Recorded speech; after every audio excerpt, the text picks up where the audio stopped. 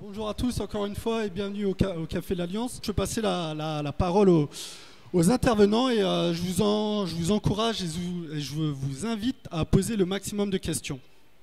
Donc voilà, je m'appelle Tinara Jameson. A commencé depuis les premiers bancs de l'école, comme tout le monde je pense, mais effectivement il y en a qui décident de continuer et d'autres pas. Donc voilà, un peu plus tard j'ai fait mes études en marketing et stratégie à l'INSCAE. Ensuite j'ai travaillé dans une boîte de communication, Novocom Ogilvy.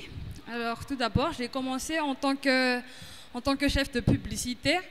Ensuite, je suis passée au studio. En fait, j'ai tenté mon coup sur un storyboard et ils ont vu que je dessinais pas trop mal. Donc voilà, j'ai été donc storyboarder et graphiste illustratrice pendant 3 ans. Donc entre-temps, je postais régulièrement des illustrations sur des réseaux sociaux. Donc à partir de là, on a commencé à me remarquer. Donc j'ai débuté par des petites illustrations de sites web. Et ensuite, ça s'est tellement enchaîné vite que je ne me rendais pas compte en fait que je devenais illustratrice freelance à côté de mon travail.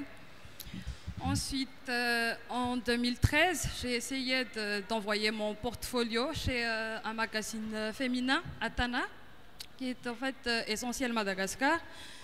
Et là, j'ai commencé à illustrer leur dossier psycho, l'horoscope, et puis ils m'ont proposé aussi d'illustrer une page. Donc, je tiens une page qui est en fait ma propre chronique illustrée.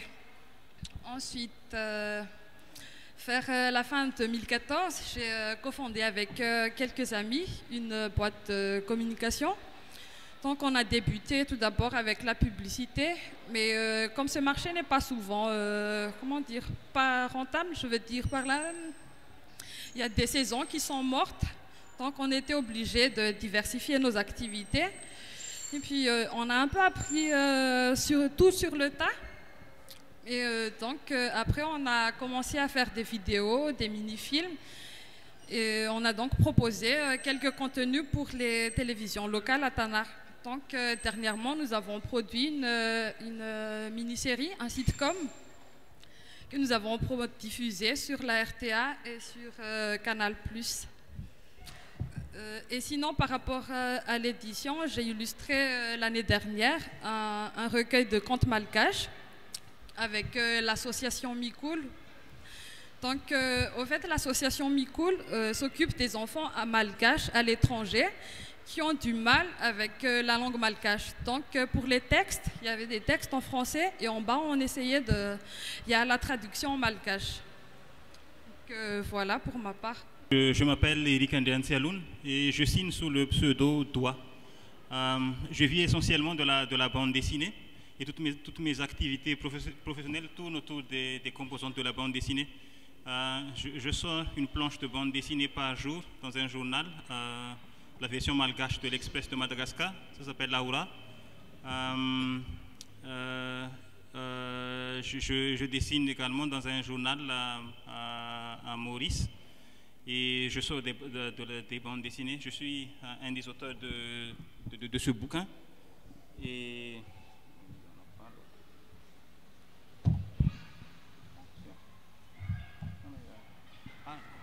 celui-là aussi. Moi et la bande dessinée, ça fait longtemps que je fais de la bande dessinée en fait. Depuis tout petit, je copiais les bandes dessinées malgaches et j'ai pas arrêté. J'ai toujours fait de la bande dessinée pour moi. Mais à un moment donné, j'ai trouvé qu'il fallait que j'apprenne comment faire parce qu'on ne m'a pas appris.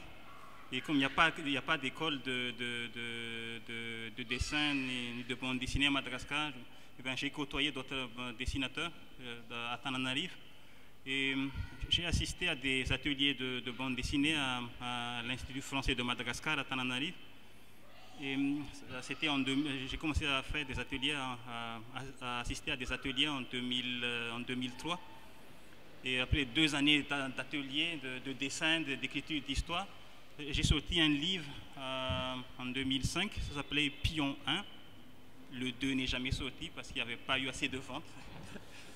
Mais au moins, ce livre-là m'a amené à La Réunion. J'ai été invité à un festival de bande dessinée à La Réunion il y a 10 ans. Et quand on est auteur de bande dessinée qui vit à Madagascar, on est invité à un festival de bande dessinée à La Réunion, on se dit « Yeah, voilà enfin ma chance ».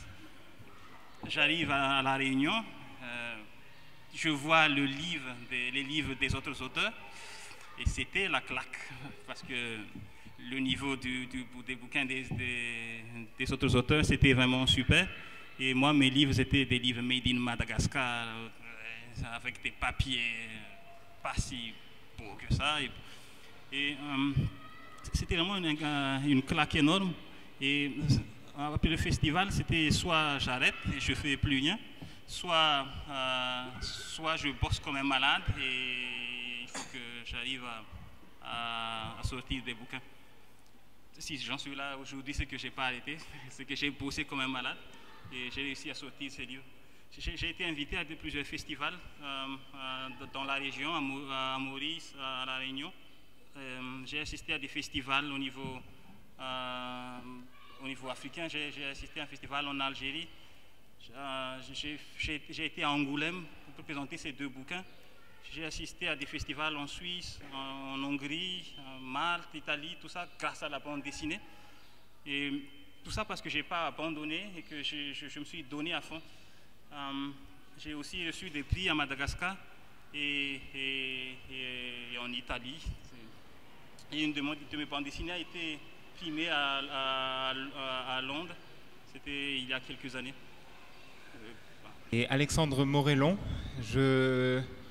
moi je viens de La Réunion et en fait j'étais un peu comme Dina et Eric, j'ai toujours dessiné et quand j'étais petit j'étais persuadé qu'un jour je serais dessinateur quand j'avais 6 ans et un jour il y a un professeur qui m'a dit mais tu veux devenir quoi quand tu seras plus grand? Alors j'ai dit dessinateur et elle m'a dit oui mais c'est quoi comme métier que tu veux faire? Parce que c'est bien de dessiner, mais c'est pas un métier.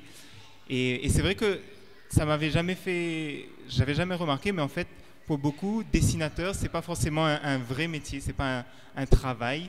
Et en grandissant, en fait, j'ai continué le dessin, mais comme une passion.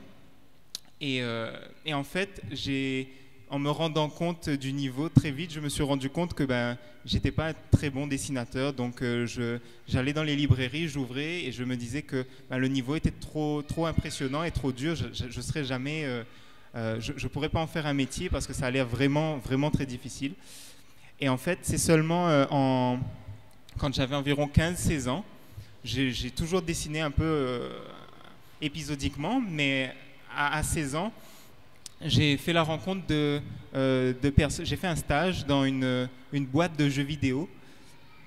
Et en fait, c'était une petite boîte de jeux vidéo à La Réunion et j'ai vu que les gens gagnaient leur vie en dessinant avec un ordinateur.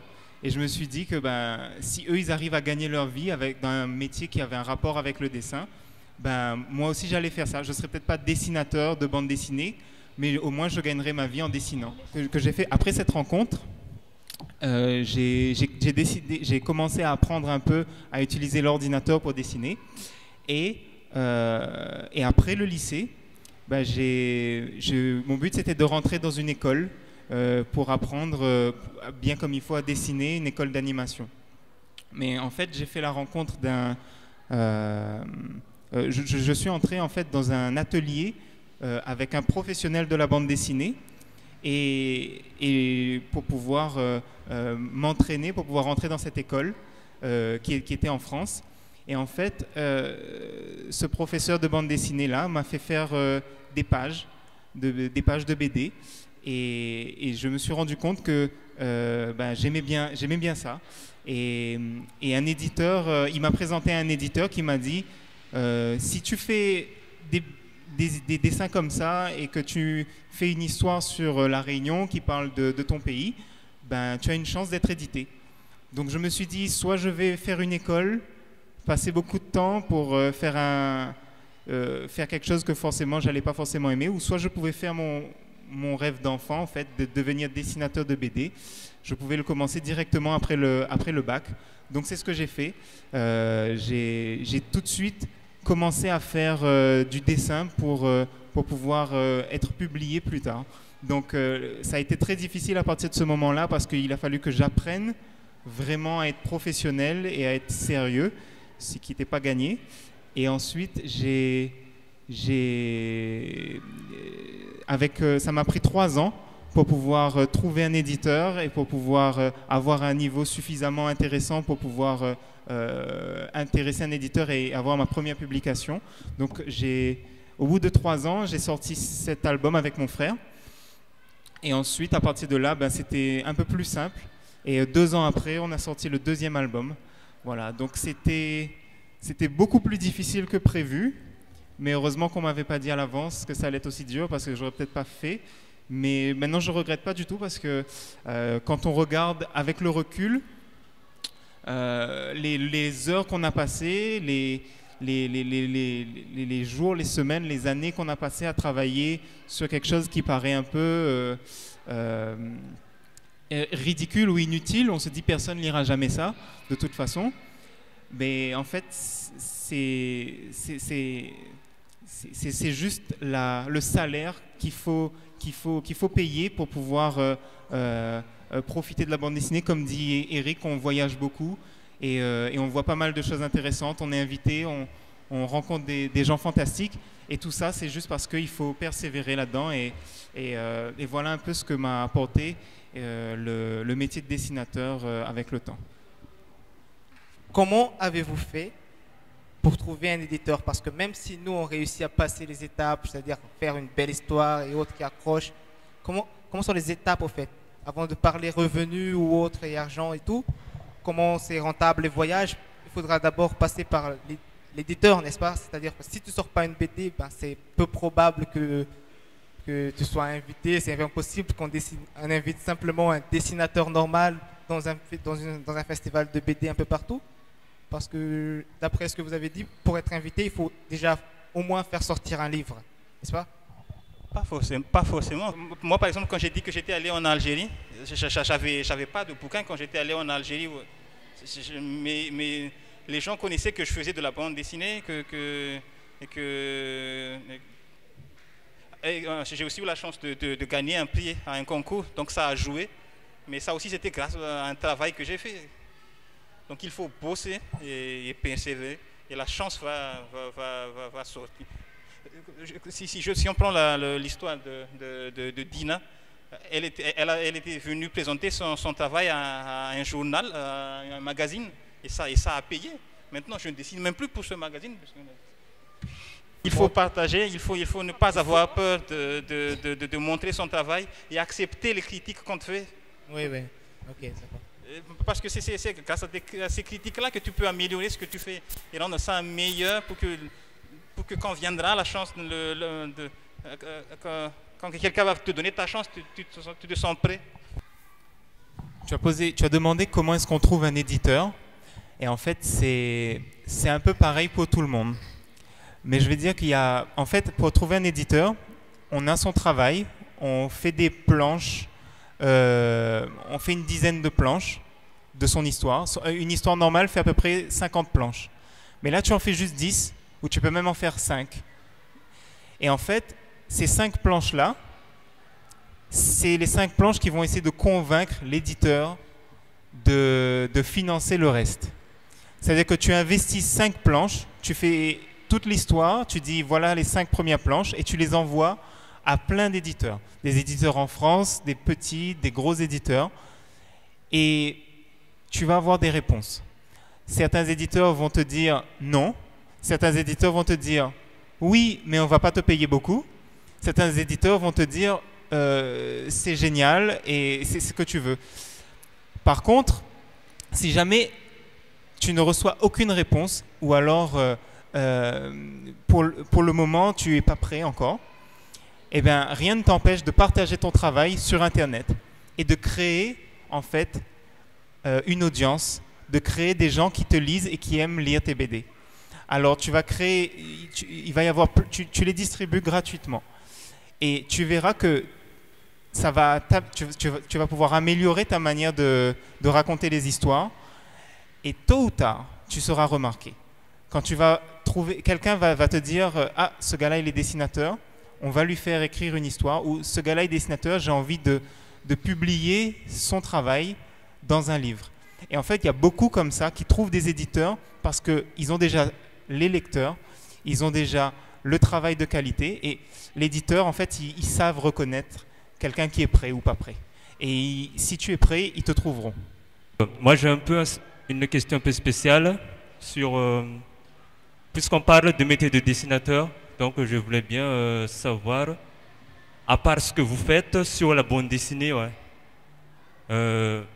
qu'est-ce que vous faisiez d'autre pour, comment dire, bon, je vais dire franchement, pour gagner votre vie, qui a un lien avec le dessin.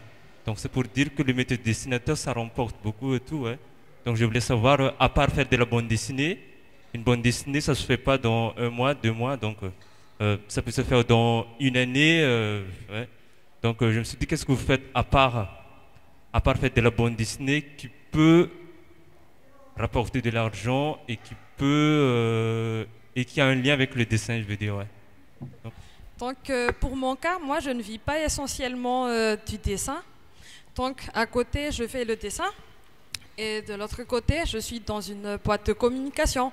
Mais ça a toujours rapport avec le dessin, en fait, puisque c'est un domaine que j'aime vraiment. Donc, je reste toujours dans le domaine de l'image. C'est vrai que quelque chose qui... Moi, j'ai trouvé que la publicité, c'était le meilleur moyen de gagner plus vite de l'argent parce que les missions sont très courtes en publicité. Quand j'ai vraiment besoin d'argent, ce qui arrive parfois, et en fait, je vais au coin de la rue, je trouve quelqu'un qui a besoin de faire sa publicité, c'est-à-dire c'est du graphisme, du design. Moi, c'est ce que je fais, c'est ce que je recommande aussi, c'est d'apprendre à faire du design, c'est-à-dire comment faire une belle typographie, comment faire des logos pour les entreprises. Et ça aide même en dessin. Et apprendre aussi à faire des menus, par exemple. Vous trouvez le restaurant le plus proche qui a besoin de refaire un menu, ben vous le faites. S'il a besoin d'un logo, vous dessinez son logo. Et ça, c'est le meilleur moyen pour rapidement boucler les fins de mois ou les débuts. Tout à l'heure, Alexandre, tu parlais de... C'est Alexandre ton prénom? Oui. Tu parlais de la pression que tu te mettais pour faire un dessin qui était vraiment de qualité et qui était au niveau.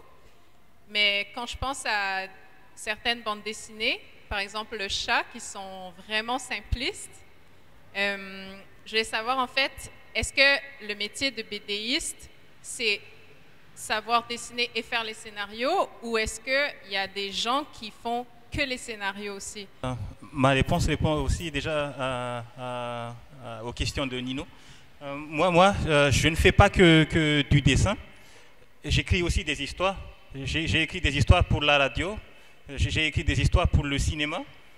Et j'écris des histoires pour la bande dessinée. Dans mon cas, dans les albums que vous voyez là, on est 2 à bosser dessus. Officiellement, ce ne sont pas mes dessins, mais c'est avant tout mes histoires.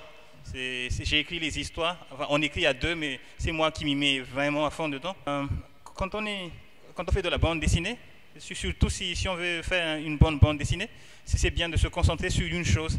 Je pense que si j'avais fait cette bande dessinée tout seul, oui, j'aurais pu le faire, mais ça m'aurait peut-être pris 2 ans pour le faire. Alors que si en travaillant avec quelqu'un, je me concentre sur l'histoire, sur le découpage de l'histoire, et c'est le co-auteur qui fait le dessin. Donc ça va un peu plus vite. Donc oui, il y a moyen de bosser ensemble avec que 2 personnes puissent travailler ensemble sur un même livre. Mon frère, par exemple, il est amoureux de la bande dessinée, il adore ça depuis qu'il est petit, et il dessine pas trop. Et pourtant, c'est lui qui a eu l'idée de Castan, c'est lui qui est à l'origine de l'histoire. Donc vraiment,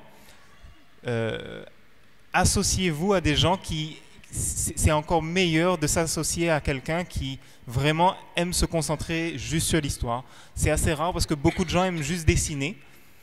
Et en fait, c'est bien, mais pour faire une bande dessinée, c'est vraiment 50% du travail. La moitié se passe avec une feuille et un papier. Donc, si vous trouvez quelqu'un qui est capable de se concentrer à fond sur cette partie de scénario, d'ailleurs, dans les ateliers, on a bien vu que ça fait déjà 2 jours, 3 jours qu'on est dessus et on n'a pas encore trop dessiné. On est resté vraiment avec écrit. On est encore dans la phase écrite alors que ça fait 3 jours qu'on est dessus et qu'on a un atelier de 1 semaine. Donc, c'est vraiment pour montrer que l'histoire, c'est une grosse partie de la bande dessinée. En fait, je vais parler des chiffres, vraiment. Je pense que c'est ça qui intéresse vraiment les gens. Et peut-être que vous ne savez pas combien on gagne quand on est auteur de bande dessinée. En fait, c'est très simple.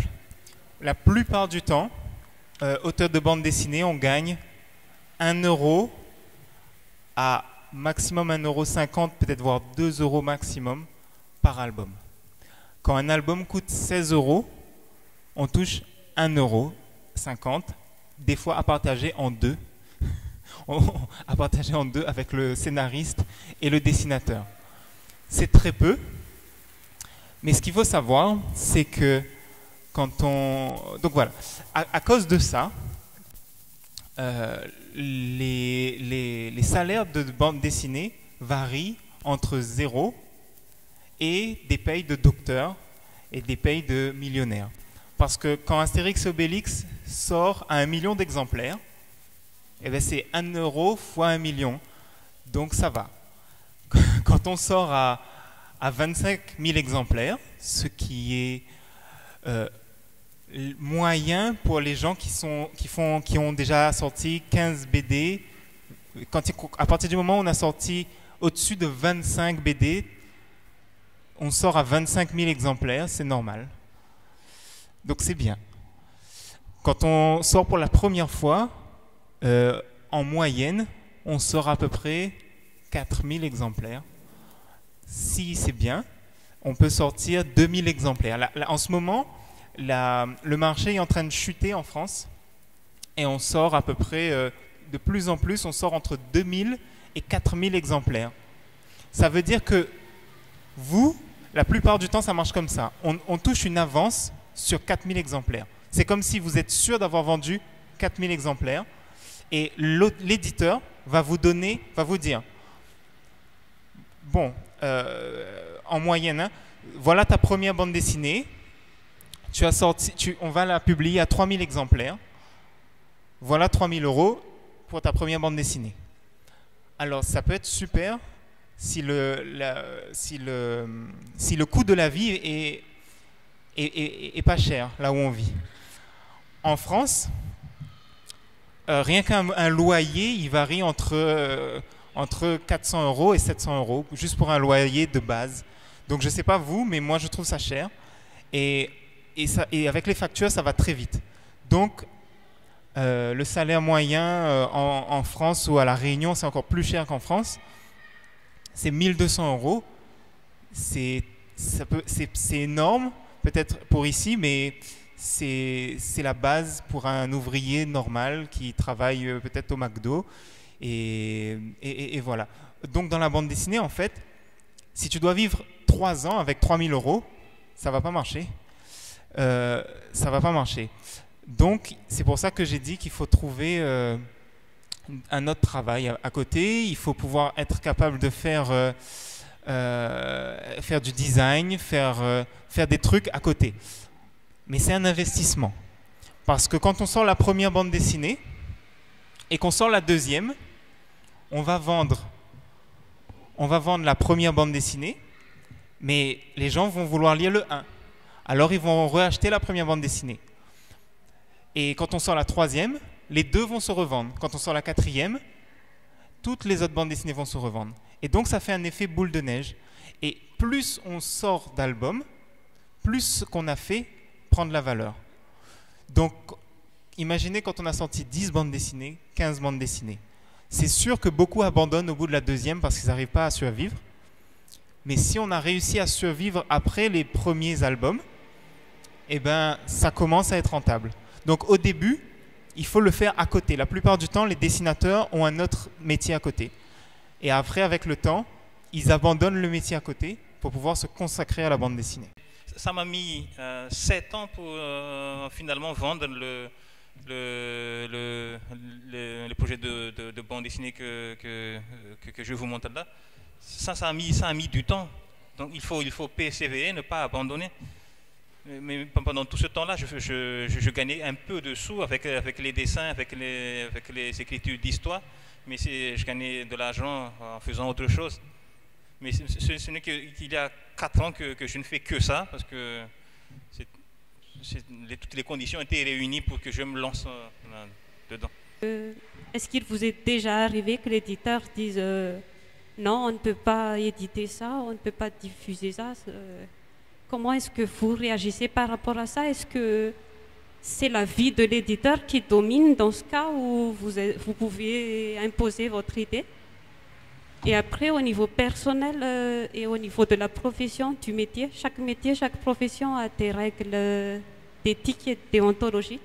Est-ce que ça existe aussi dans le métier de dessinateur et d'illustrateur? Au niveau de l'édition, j'étais assez surpris. Je pensais aussi que l'éditeur allait censurer ou allait donner son avis. Mais alors, c'est pas comme à la télé ou c'est pas comme au cinéma. Il n'y a pas beaucoup d'argent qui est investi, ce n'est pas des productions à des millions de dollars. Donc, on est libre, il y a beaucoup de liberté. Et moi, j'ai un petit éditeur en plus, donc c'est très rare qu'il dit de changer quelque chose. Et généralement, il nous fait confiance. Et j'ai jamais eu en fait à refaire quelque chose parce que ça choquait ou parce que surtout que bon, dans ma BD en plus il n'y a rien vraiment qui choque, mais je sais qu'il y a des BD qui osent des thèmes qu'ils auraient peut-être pas pu oser au cinéma, tout simplement parce que c'est indépendant et c'est des petits budgets, donc on a beaucoup plus de liberté, le risque est moins grand. On ne cherche pas à toucher des millions de personnes, on cherche juste à toucher des centaines et des milliers de personnes, donc on peut prendre beaucoup plus de risques. Il y a des éditeurs à qui on montre notre projet et qui disent non. Ils peuvent dire non, ça ne nous intéresse pas. Ça arrive, ça fait mal, mais ça arrive. Donc quand ça arrive, on cherche un autre éditeur.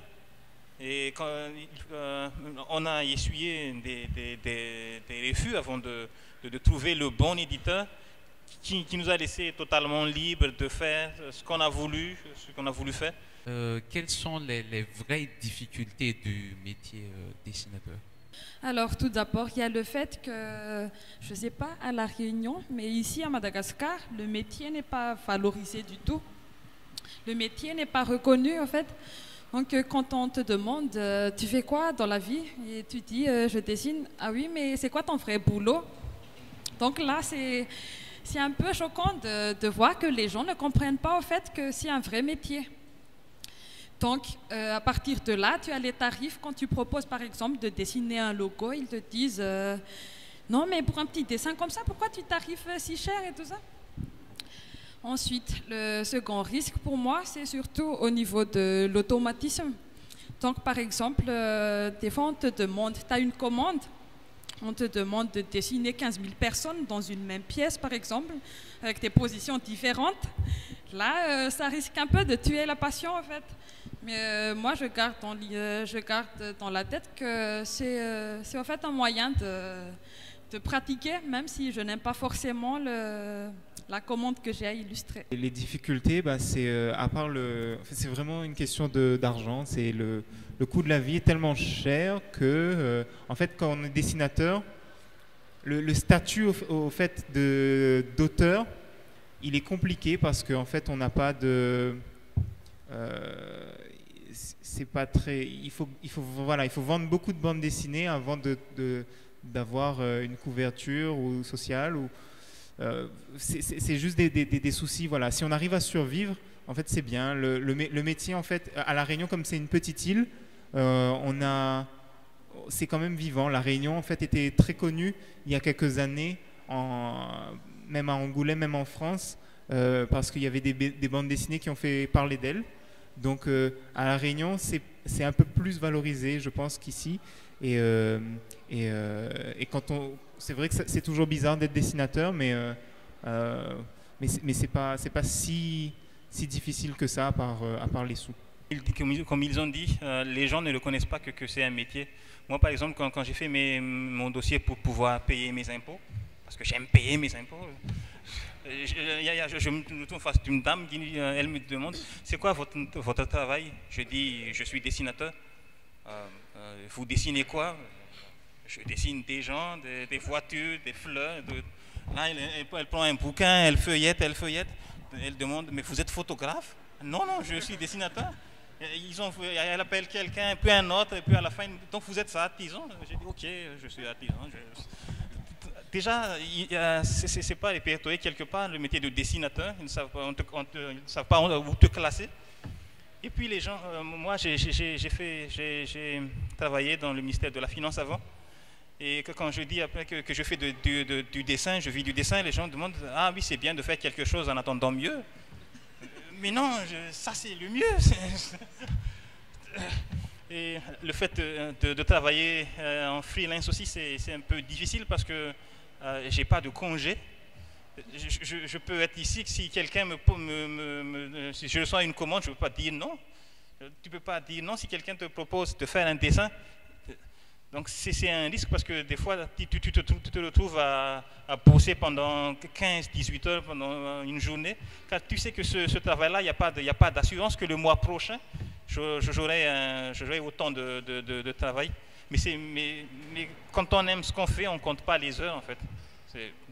Donc c'est ça aussi, je pense que je n'aurais pas pu bosser 15-18 heures si j'avais été comptable. Si j'avais fait quelque chose que je n'aime pas, je n'aurais pas pu bosser autant d'heures. Donc c'est ça aussi, il y a des risques, mais il y a beaucoup d'avantages. On fait quelque chose qu'on aime. Moi, je peux voyager un peu et bosser n'importe où. Je peux bosser dans la rue, comme je peux bosser là. Je suis à Diego, mais j'envoie mes dessins un peu partout. Il y a certains avantages, il y a beaucoup d'avantages aussi. Moi, ma question, c'est par rapport au fait que quand vous travaillez en binôme ou plusieurs, enfin, il y a un personnage, le héros, dans la BD en général, hein, parce que je n'en connais pas beaucoup, mais comment vous faites pour gérer le fait que, imaginons, je travaille avec quelqu'un, je vois le héros tel qu'il est, imaginons que j'ai écrit l'histoire, et la personne dessine et voit le héros d'une autre manière. Comment vous faites pour gérer ces difficultés Je travaille avec un autre dessinateur pour mes bandes dessinées. Ce qui est bien, c'est que nous, on s'entend bien. Ce n'est pas facile de trouver quelqu'un avec qui on peut s'entendre. Donc, moi, j'ai la chance de travailler avec quelqu'un avec qui je m'entends bien. Donc, ça aide forcément. Bien sûr, on ne s'entend pas à chaque fois. Il y a toujours des tensions. Mais c'est une bonne tension. C'est bien qu'on ne soit pas d'accord à chaque fois. Parce que ça te permet d'améliorer ton histoire, en fait. Concernant les personnages, on en a un peu parlé. Des fois, quand tu mets en place ton personnage, quand il est bien défini, le personnage il est vivant, il ne t'appartient plus, il est autonome. C'est pour ça qu'on a fait des exercices là pour essayer de faire en sorte que le personnage il soit vraiment vivant. Et il fait des choix tout seul que quand tu es dedans, même si tu bosses à 2, à 5, à 10, si le personnage il est bon, ses choix deviennent crédibles et que tout le monde dans l'équipe comprend que c'est normal que ce personnage-là il fasse. Et sur l'aspect physique, comme on est dessinateur, c'est facile il faut échanger et ne pas avoir peur de critiquer, de donner son avis sur le travail de l'autre. Si on s'entend bien si tu t'entends bien avec ton binôme, ça ne fait que c'est meilleur pour la bande dessinée, pour tes personnages, pour les dessins. Moi-même, je travaille avec mon frère. Alors déjà, on ne s'entend pas sur des questions très très simples. Alors en plus, quand on parle d'une bande dessinée sur laquelle on passe 3 ans à travailler dessus et on est tous les deux passionnés par par le sujet. Des fois ça va bien, des fois on n'a même pas à discuter, on est d'accord. Mais quand ça va pas, en fait, c'est là où en fait j'ai compris l'utilité d'avoir la peau dure, de savoir encaisser les critiques. Comme il disait Eric, il faut vraiment que les deux soient très humbles et mettre leur ego de côté.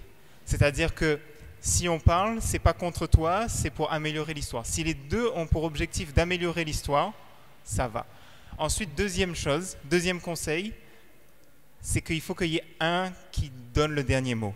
Parce qu'il y a des trucs qui peuvent durer une semaine. Et moi, j'ai failli faire la grève 2-3 fois en disant je dessine plus parce que j'en ai marre, je ne suis pas d'accord avec ça. Et ça peut être dommage parce que des fois, on a envie de se lever, de partir.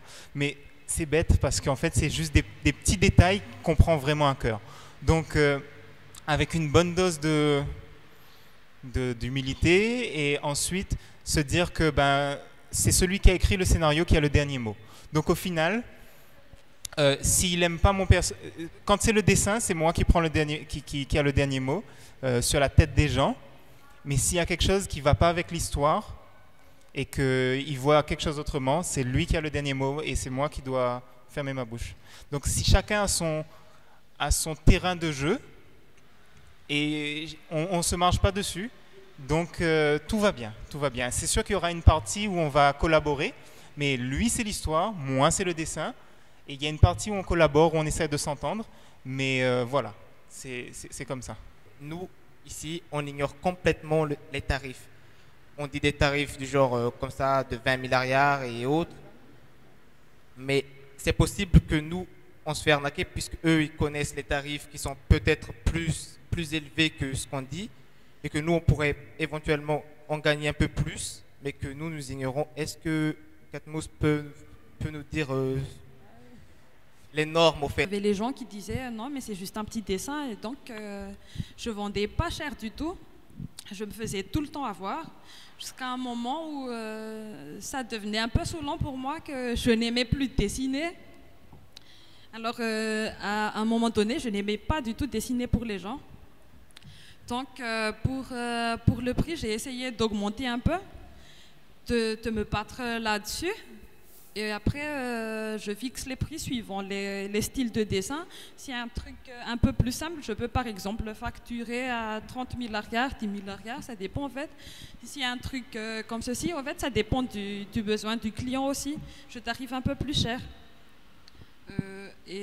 Pour Eric, je crois qu'il facture à l'heure, c'est ça? Une planche de bande dessinée, ça peut vous prendre 45 minutes, tout comme ça peut vous prendre une semaine. Moi, je ne vais pas accepter qu'on me paye le tarif d'une heure de travail si je vais passer 10 heures dessus. Donc, j'ai réussi à faire comme une sorte de grille dans ma tête. On me demande de faire quelque chose, je sais que ça va me prendre tant de temps. J'ai une facturation à l'heure et j'essaie d'arranger mon prix en fonction du temps que je vais passer dessus. Si jamais c'est trop cher pour le client, et s'il baisse le prix, moi aussi de mon côté, je vais essayer de grappiller quelques minutes, quelques heures sur le temps que je vais passer dessus. Des fois, quand tu aimes ce que tu fais, que tu livres un dessin où tu sais que tu as pu faire mieux, tu laisses ton ego de côté et tu livres quand même en tel état, sinon tu te fais avoir. Donc il faut que toi aussi de ton côté, tu sois un peu professionnel. Quand quelqu'un te dit « dessine-moi ça », c'est toujours mieux s'il te donne le prix en premier. Et il dit « quel est ton budget ?» Et ensuite, selon ce qu'il te répond, tu lui dis « non »,« ok » ou « j'ai besoin de plus ». Et en fait, tu te rendras compte qu'il y a une catégorie de personnes qui n'ont pas du tout l'argent. Et avec eux, ils ne savent pas du tout combien ça vaut et tu vas perdre en fait plus de temps parce qu'ils, comme disait Dina, ils ne valorisent pas assez le travail. Mais tu as aussi des gens qui te diront j'ai pas d'idée sur le budget et tout. Et donc c'est à toi d'avoir cette grille, comme dit Eric, de savoir que tu as besoin, en 1 heure, tu es capable de faire ça, et tu lui montres ton travail, tu lui dis, pourtant, je suis capable de faire ça. Et en fait, voilà, en demandant à chaque fois le budget des gens, bah, tu fais juste ce qui te paye. Tu fais, tu fais un travail, voilà, qui correspond au nombre d'argent que tu es payé. Si tu es désespéré, bah, tu prends... Enfin, voilà, il faut faire ça.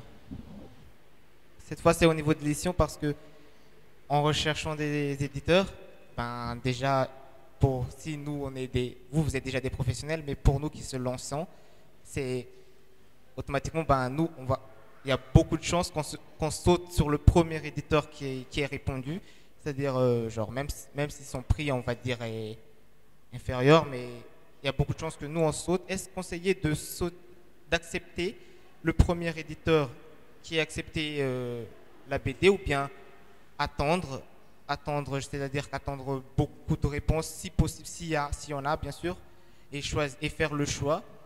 Et aussi, est-ce possible de changer d'éditeur ou bien les éditeurs font des contrats comme dans le foot ou bien des contrats de 2 ans ou de 3 ans ou bien, je sais pas, truc du genre? Par rapport à ta question, c'est il faut sauter sur le premier éditeur ou non. Moi, par exemple, quand j'ai commencé, quand j'ai mis mon premier pied dans le milieu professionnel, j'ai fait 64 planches de bande dessinée pour 0 arrière. Parce que là, j'aimais ce que je faisais. Mais j'étais prêt à prendre ce risque parce que j'allais avoir un livre. Donc oui, j'ai sauté sur le premier éditeur qui était passé. J'ai pas mis des années dessus. J'ai investi beaucoup de mon temps, certes. Mais ce livre-là m'a fait ouvrir certaines d'autres portes. Parce que le truc, c'est que quand tu fais un livre, tu en fais un et on va te demander d'en faire d'autres. Peut-être tout de suite, peut-être quelques années plus tard. Mais c'est toujours bien quand on est dessinateur, quand on fait de la bande dessinée, d'avoir un livre. Ça te permet de démarcher un autre éditeur après, parce que tu as prouvé que oui, tu peux faire un bouquin. Et que l'éditeur, quand il va voir ton livre, il sait qu'il a affaire à quelqu'un qui est sérieux. C'est à toi de voir si tu es assez costaud pour accepter au fait de faire une BD pour 0 arrière par exemple. Si, ça dépend vraiment de toi. Voilà. J'aimerais rajouter quelque chose. Il y a 9 ans, j'ai failli sortir un livre avec un éditeur à Madagascar. Et en fait, il y avait des conditions qui ne me plaisaient pas du tout dans le contrat, même si j'ai déjà fini le dessin. C'est qu'à la fin, l'éditrice voulait que je lui donne les planches originales. Déjà, je ne touchais pas grand-chose avec le livre. Et déjà, il fallait aussi que je me sépare de mes originaux. Donc j'ai dit non. Des fois, il faut aussi que tu acceptes de ne pas te faire avoir. Si tu te sens bien, si tu vois que ce que te propose l'éditeur est correct, tu peux accepter de le faire. Si tu vois que ça ne te va pas, tu refuses. Comment vous sentez-vous aux côtés des gens, dans la société? Est-ce que vous vous sentez vraiment... comment dire? Parce que, ouais, en tant qu'artiste, je fais référence à un chanteur, ouais. Donc le métier c'est le même, seulement c'est l'autre il chante, hein? Donc pour le public, vous écrivez une histoire pour le public aussi, ouais. Comment vous sentez-vous pour cette côté un peu célébrité? Est-ce que vous sentez que on est quelqu'un de célèbre, unique par rapport aux autres? On a de l'importance avec les autres, non? Alors, bon, déjà, c'est vrai, c'est toujours gratifiant quelque part d'être reconnu, d'avoir un peu de reconnaissance dans son travail. Mais pas de là à se sentir vraiment supérieur, quoi. Voilà. Je me sens normale. Voilà. En fait, le seul endroit où vraiment on sent, c'est quand on est dans des grands festivals où tout le monde est là pour la bande dessinée, mais sinon personne ne se retournera dans la rue en disant ah mais je te connais, ça n'arrive jamais. On n'est pas des rockstars en fait. C'est vraiment ça. Même les gens qui gagnent. Ce qui est marrant, c'est qu'à Angoulême, on croise des gens qui gagnent des millions d'euros ou de dollars. Et on passe à côté d'eux. Moi, je le sais parce que je suis fan de BD et que je suis un peu le coup. Mais si tu les regardes, tu ne saurais jamais que ces gens-là, ils gagnent plus que toi, en fait. Il n'y a pas de grosse tête parce que c'est très, très calme, la bande dessinée.